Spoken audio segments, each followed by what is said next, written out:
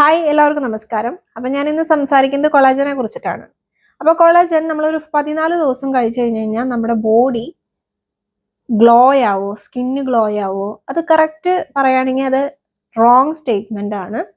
കാരണം നമ്മൾ collagen rich food കഴിക്കുമ്പോൾ നമ്മുടെ ബോഡി അതിനെ ആമിനോസിഡ് ആയിട്ട് ബ്രേക്ക് ഡൗൺ ചെയ്യും.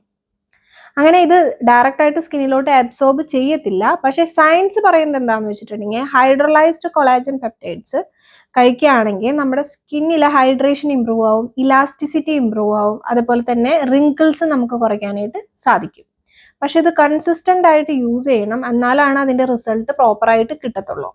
പിന്നെ ബെസ്റ്റ് ടൈപ്പ് കൊളാജൻ എന്ന് പറയുന്നത് ടൈപ്പ് 1 കൊളാജൻ ആണ്, മെറൈൻ കൊളാജൻ ആണ്, ഫിഷിൽ നിന്നുള്ള കൊളാജൻ.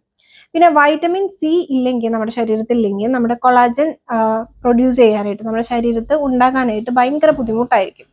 അതുകൊണ്ട് നിങ്ങൾ എപ്പോഴും നിങ്ങൾക്ക് കറക്റ്റായിട്ട് റിസൾട്ട് വേണമെന്നുണ്ടെങ്കിൽ നിങ്ങൾ പ്രോട്ടീൻ ഫുഡിൻ്റെ കൂടെ കറക്റ്റായിട്ട് വൈറ്റമിൻ സി എടുക്കുക.